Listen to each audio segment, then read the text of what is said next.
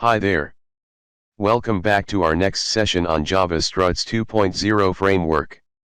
Till now we have discussed all the important topics on struts. In this session we are going to create an example of registration using struts.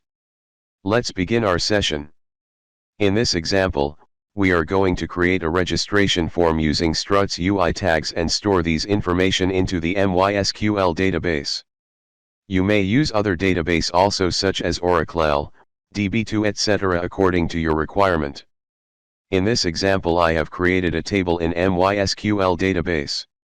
My table name is str, you can give any name to your table. See the syntax of table.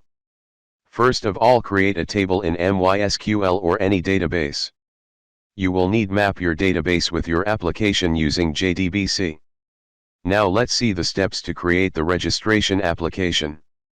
The steps to create the registration application in Struts2 are: create input page, index.jsp. Create the action class, register action.java. Create the class to store data, register.dao.java. Map the request in struts.xml file and define the view components, and create view components. Let's see the example. Create input page, index.jsp. It is the simple JSP page that uses Struts2 UI tags to create a form to get input from the user. In the index page, I have created a form using struts elements. It has some fields like username, password, email, gender, and country. The inputs for the table that we created in database. You can see the code on your screen. I will provide the application source code at the end of the session. Create the action class, register action.java. This action class has 5 fields and 1 execute method. As we know, Struts framework creates instance of the action class per request. We are passing this object in the save method of register.dao class. This is a simple setter and getter class. In this program I have created setter and getter methods for the fields. You can see the code on your screen. It is a simple bean class to get and set values. Create the class to store data, register.dao.java. This class gets information from the object of register action class and stores these information in the str table in MySQL database. We need to connect database.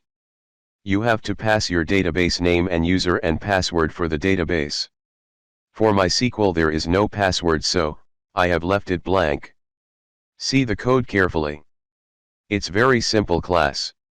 You have done this in JDBC, so hopefully there shouldn't be any problem. Map the request in struts.xml file and define the view components. This XML file contains information about the package, action class, and view components. See the code on the screen. Create view components. Here, we are creating 2 view components, register success.jsp and register error.jsp. See the steps and follow it. Now go back to root directory and open command prompt. Compile your Java files to web.inf classes folder. Make sure you keep struts jar files in lib folder. Now copy your root folder and paste it to the web apps folder in Tomcat. Now open the browser and log in your Apache Manager page. See the application list and click on the link. You can see the form. Fill the form as shown. Click on Register button. You can see the success page on your screen. Now see the database, you can see the table. The values that you entered can be seen in the database. Now with the help database values you can do your defined task. Try to explore the topics for better learning. That's all in this session. Happy coding, thank you.